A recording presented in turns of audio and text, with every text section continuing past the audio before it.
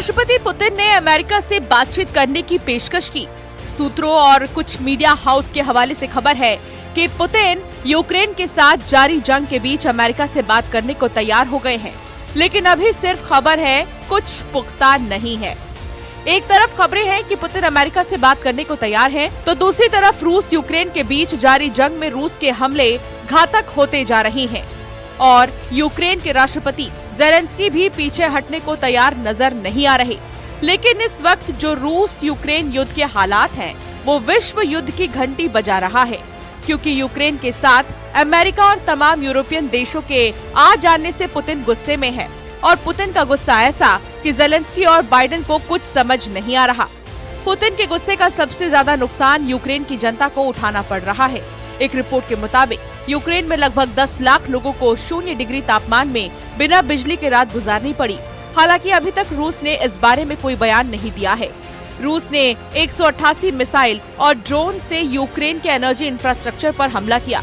Ukraine के ऊर्जा मंत्री ने बताया, हमले की वजह से देश में ऊर्जा के लगभग सारे साधन ठप पड़ गए हैं। रूस ने फरवरी 2022 के बाद से कई बार यूक्रेन के एनर्जी इंफ्रास्ट्रक्चर पर हमला किया है। इस वजह से बार बार देश भर में इमरजेंसी बिजली कटौती और रोलिंग ब्लैकआउट की स्थिति पैदा हुई है। यूक्रेनी ऊर्जा मंत्री हरमन हालुशेंको का कहना है, यूक्रेन में एनर्जी इंफ्रास्ट्रक्चर पर अटैक हो रहे हैं। इस वजह से नेशनल पावर ग्रिड के ऑपरेटर ने इमरजेंसी बिजली कटौती शुरू कर दी है। कीव, ओडेसा, निप्रो और डोनेस्क में बिजली सप्लाई में मुश्किल हो रही है। रूस की तरफ से यूक्रेन की राजधानी कीव पर भी हवाई हमले जारी हैं। खास बात यह है कि रूस अब ड्रोन की जगह मिसाइल से अटैक कर रहा है। यूक्रेनी मिलिट्री का कहना है कि कीव में रूस के सभी मिसाइल और ड्रोन अटैक को नाकाम कर दिया गया।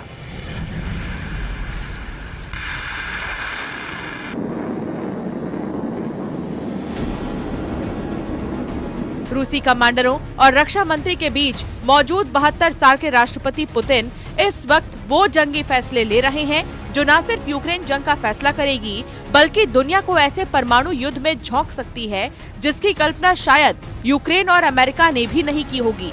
रूस के खिलाफ अमेरिका, ब्रिटेन और फ्रांस मिलकर अब तक लंबी दूरी की मिसाइलों से यूक्रेनी सेना के द्वारा हमला करवा चुके हैं। मौजूदा अमेरिकी राष्ट्रपति बाइडेन रूस पर धड़ाधड़ हमले करवा रहे हैं, जबकि 20 जनवरी 2025 को अमेरिका के 47वें राष्ट्रपति की शपथ लेने वाले डोनाल्ड ट्रंप इस वक्त कुछ नहीं कर पा रहे हैं। ऐसे हालात में पुतिन ने आखिरी जंग से यूक्रेन युद्ध का फैसला करने का एटमी फैसला लिया है। रूस यूक्रेन जंग के 1008 दिन बाद अब क्या हो रहा है? यूक्रेनी और रूसी मीडिया के दावों के मुताबिक ये लगभग तय हो चुका है कि जंग का फैसला अब 100% परमाणु युद्ध से ही होगा। रूस ने अपनी सबसे घातक लंबी दूरी की परमाणु मिसाइल शैतान 2 को पूरी तरह से जंग में उतार दिया है। दावा किया गया है कि यूक्रेन और नेटो में शामिल यूरोप के कुछ देशों पर पुतिन एक साथ बहुत बड़ा परमाणु हमला कर सकते हैं। एक्सपर्ट्स अब जंग में परमाणु खतरे को चरम सीमा पर मान चुके हैं। इस परमाणु जंग के पीछे का उतावलापन राष्ट्रपति पुतिन से ज्यादा राष्ट्रपति जो बाइडेन को माना जा रहा है, जो 20 जनवरी 2025 से पहले रूस को तबाह और बर्बाद कर देना चाहते हैं।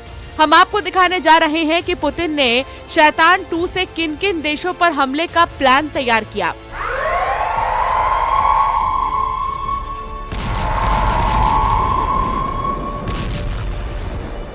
और इस वक्त रूस के एटमी हमले को लेकर यूक्रेन और नेटो देशों में क्या खलबली मची हुई है। रूस की सरकारी समाचार एजेंसी TASS का दावा है कि राष्ट्रपति पुतिन के आदेश पर RS-28 यानी शैतान 2 एटमी मिसाइल को हमले करने के आदेश दिए गए हैं। अमेरिका और यूक्रेन को ये परमाणु युद्ध की सीधी चेतावनी है। रूस के सामरिक मिसाइल बलों के प्रमुख कर्नल जनरल सर्गेई कराकाएव ने पुतिन के आदेश की पुष्टि की है। RS-28 सरमत मिसाइल को देश के शस्त्रागार में जोड़ने के लिए काम चल रहा है। कर्नल जनरल सर्गेई का कहना है कि अब तक 5वीं पीढ़ी के यार्स और एवांगार्ड मिसाइल सिस्टम को रणनीतिक मिसाइल बलों में पेश किया गया है। लड़ाकू ड्यूटी पर तरल ईंधन वाली सुपर हैवी सरमत मिसाइल को जोड़ने का काम जारी है। हम आपको बता दें कि इस वक्त रूस कुर्स्क इलाके से यूक्रेनी सेना को खदेड़ने के लिए अंधाधुंध हमले कर रहा है। रूसी सेना किसी भी कीमत पर 20 जनवरी 2025 से पहले कुर्स्क इलाके को यूक्रेनी सेना से पूरी तरह से आजाद करवा लेना चाहती है। यही वजह है कि आसमान से रूस के लड़ाकू जेट और हेलीकॉप्टर यूक्रेनी पर हमला कर रहे हैं। वहीं जमीन पर रूसी तोपखान, टैंक, बख्तरबंद वाहन और पैदल सैनिक यूक्रेनी सेना की टारगेट किलिंग करने में जुटे हैं। वॉरजोन से जो खबरें आ रही हैं, उसके मुताबिक रूसी सेना ने कुर्स्क के 40% इलाके से यूक्रेनी सेना का सफाया कर दिया है। रूस के इन खूनी हमलों को ना तो ज़ेलेंस्की देख पा रहे हैं और ना ही राष्ट्रपति बाइडेन बर्दाश्त कर पा रहे हैं।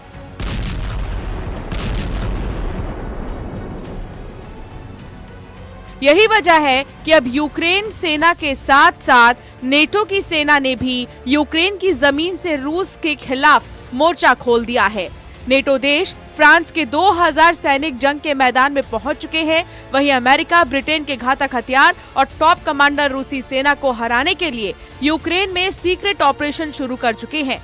नेटो देशों की जो तस्वीरें सामने आ रही हैं, वो परमाणु युद्ध का साफ संकेत दे रही हैं। कुछ जानकारों का दावा है कि अगर पुतिन परमाणु हमला करते हैं, जो इसके पीछे की सबसे बड़ी वजह अमेरिकी राष्ट्रपति बाइडेन साबित होंगे, जिन्होंने न सिर्फ रूस पर लंबी दूरी की 6 ATACMS मिसाइलों से हमला करवाया, बल्कि ब्रिटेन की 12 स्टॉर्म शैडो मिसाइल से रूसी इलाके कुर्स्क पर हमला करवाए। लेकिन जब से रूस ने यूक्रेन, अमेरिका और नेटो देशों पर परमाणु हमले के लिए एटमी मिसाइलों को तैयार करने का आदेश दिया, तब से यूक्रेन और कई नेटो देशों में सन्नाटा होने लगा है।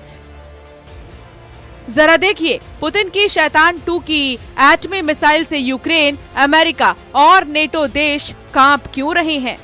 रूसी रक्षा मंत्रालय ने पश्चिम को डरावनी चेतावनी देते हुए कहा है कि रूस की शैतान 2 यानी RS-28 सरमत मिसाइल से जवाबी कार्रवाई की तैयारी की जा रही है। शैतान 2 एक अंतर महाद्वीपीय मिसाइल है। इसका आकार 14 मंजिल इमारत के बराबर है, जिसमें 750 किलोटन के 10 परमाणु हथियार ले जाने की क्षमता है। इसे दुनिया का सबसे विनाशकारी हथियार माना जाता है। शैतान 2 25,556 किलोमीटर दूर तक मार करने की क्षमता रखती है। इसीलिए यूक्रेन के साथ साथ यूरोप और अमेरिका तक खौफ है। रूस के एटमी हमले के खतरे के बीच अमेरिका ने यूक्रेन की राजधानी कीव में अपना दूतावास बंद कर दिया है। इसके अलावा इटली, ग्रीस और स्पेन ने भी अपने दूतावास को हाई अलर्ट पर रखा हुआ है। इस बीच 3 नॉर्डिक देशों ने युद्ध अलर्ट जारी किया है। ये 3 देश हैं नॉर्वे, फिनलैंड और डेनमार्क। नॉर्वे, फिनलैंड और डेनमार्क ने अपने नागरिकों से जरूरी सामानों का स्टॉक रखने और अपने सैनिकों को जंग के लिए तैयार रहने के निर्देश दिए। नॉर्वे ने पर्चे बांटकर अपने नागरिकों को युद्ध को लेकर आगाह किया। स्वीडन ने भी अपने 52 लाख से भी ज्यादा नागरिकों को पर्चे भेजे।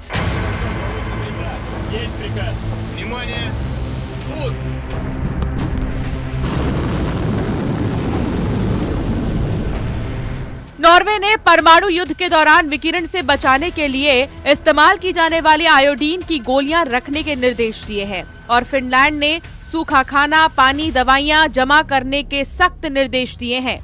कुल मिलाकर 108 दिन से चल रही जंग अब भीषण परमाणु जंग में बदलने जा रही है। अगर पुतिन ने शैतान 2 एटमी मिसाइल से हमला कर दिया तो ये तय मानिए फिर इस युद्ध को कोई रोक नहीं पाएगा। ये खूनी युद्ध तभी रुकेगा जब सभी देश एटमी जंग में तबाह हो जाएंगे।